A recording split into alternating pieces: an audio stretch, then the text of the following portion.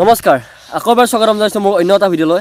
আজি এই ভিডিঅ'টো ব্লগিং নহয় বাৰু, কিন্তু নৰ্মেল ভিডিঅ' হ'ব, কিন্তু তথাপিতো মানে ভিডিঅ'টোৰ কথাখিনি মানে ইম্পৰ্টেণ্ট কথা। তো গতিকে আপোনালোকে ভিডিঅ'টো সম্পূৰ্ণকৈ চাওক আৰু কথাখিনি বুজক, আৰু কোনখিনি কথা ক'ব গৈ আছোঁ আপোনালোকৰ হয়তো থাম্বনেইলখন দেখি অকণমান হ'লেও বুজি পাইছে।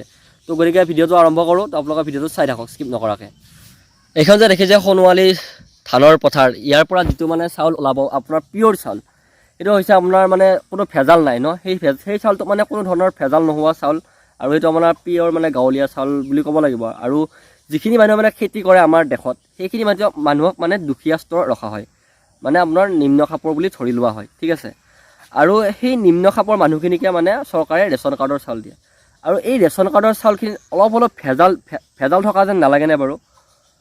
আৰু মই সেই ভেজাল থকাখিনি পাইছোঁ, আৰু সেই ভেজাল থকা মানে ভেজাল কথাখিনিকে মই ক'বলৈ গৈ আছোঁ, আৰু কেনেকুৱাকৈ মই সেই বস্তুটো পালোঁ মানে সেইখিনি মই আপোনালোকক অকণমান ক'ব গৈ আছোঁ।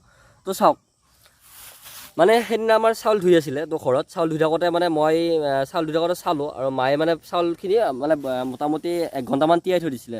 তিয়াই থৈ দিওঁতে মায়ে কৈছে এইখিনি চাউল কিবা প্লাষ্টিকৰ নিচিনা নহয়, লবৰ টাইপৰ চাউল বুলি কয়। মই তেতিয়া চালোঁ চাউলখিনি, চাওঁতে তাতে এটা চাউল নহয়, মোটামুটি বহুতখিনি চাউলে মানে এনেকৈ লাৰি চালে মানে একদম পূৰা লবৰ টাইপৰ পায়। মানে লাৰি চালোঁ মই বহুতখিনি, মই আকৌ ছেকেণ্ড টাইম আকৌ মানে চাউল তিয়াই চাই কেনে তেতিয়াও মই লবৰ পাইছোঁ চাউলখিনি। মানে প্ৰত্যেকখিনি চাউল নহয়, তাৰে মাজত অলপ মানে ধৰ আপুনি ক'ব গ'লে ধৰ 100টা চাউলৰ ভিতৰত মোটামুটি 20টা-25টা চাউল তেনেকুৱা পাইছোঁ। আৰু মানে চাউলটো 100টা বেছি চাউল লাগিব, তো মানে মই এটা উদাহৰণ দি আপোনালোকক কথাখিনি কৈছোঁ। তো মানে সেইখিনি বস্তু মই পাইছোঁ মানে লবৰ টাইপৰ। আৰু আপোনালোকে এইখিনি বস্তু মানে হয়তো বহুত মানুহে পাই আছে, কিন্তু মানে কথাখিনি মানে বিশ্লেষণ হোৱা নাই।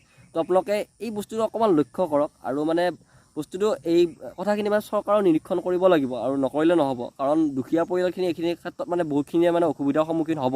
মই মানে এইকাৰণে কৈছোঁ যে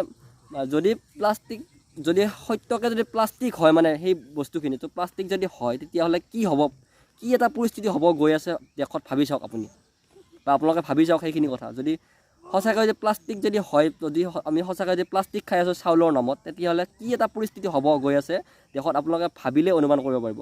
আৰু মই সেই উদ্দেশ্যে মই ইউটিউবত চাৰ্চ কৰিও চাইছিলোঁ, আৰু চাৰ্চ কৰি চাওঁতে আপোনাৰ বেংগল সেইটো ছাইডত আপোনাৰ এনেকুৱা ভিডিঅ'বিলাক পাইছোঁ, বা প্লাষ্টিক চাউলৰ কাৰণে অলপ হুলস্থুল হৈ থকা পৰিৱেশ।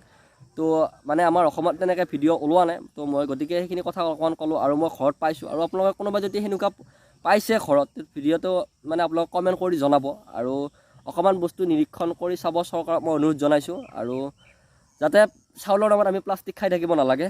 আৰু এইখিনি অকণমান কথা ইনফৰ্মেশ্যন দিব খুজিলোঁ আপোনালোকক। আৰু আপোনালোকে ভিডিঅ'টো কিমানখিনি গুৰুত্ব সহকাৰে লয় সেইটো মই নাজানো, কিন্তু মোৰ মতে এইটো বহুত গুৰুত্বপূৰ্ণ সহকাৰে ল'ব লগা কথা। তো গতিকে ধন্যবাদ আৰু।